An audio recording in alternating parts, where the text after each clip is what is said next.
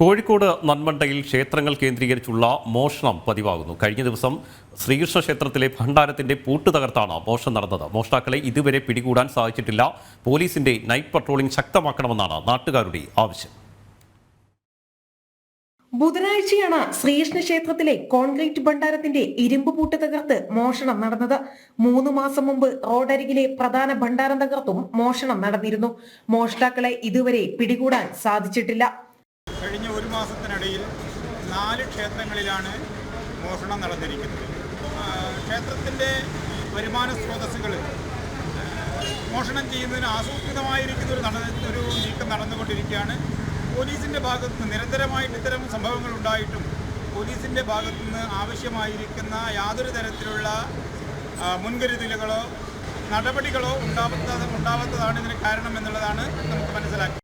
ജനുവരി 1 തളി അയ്യപ്പമഠത്തിന്റെ പുറത്തെ ഭണ്ഡാരമാണ് മോഷണം പോയത്. 4-ാം തീയതി കപ്പള്ളി കുട്ടിച്ചാത്തൻകാവിൽ നിന്നും നിലവിളക്കടക്കമുള്ള സാധനങ്ങളാണ് കവർന്നത്. മാസങ്ങൾക്ക് മുമ്പ് തളി ശിവക്ഷേത്രത്തിലെ ഭണ്ഡാരം തുറക്കാനുള്ള ശ്രമവും നടന്നിരുന്നു. ക്ഷേത്രത്തിന് സമീപത്ത് നിന്ന് പോയ ഓട്ടോറിക്ഷയെക്കുറിച്ചും സ്കൂട്ടറിനെ കുറിച്ചും ഇതുവരെ വിവരമില്ല. പോലീസിന്റെ നൈറ്റ് പെട്രോളിംഗ് ശക്തമാക്കണമെന്നാണ് പ്രദേശവാസികളുടെ ആവശ്യം. ജനം, കോഴിക്കോട്.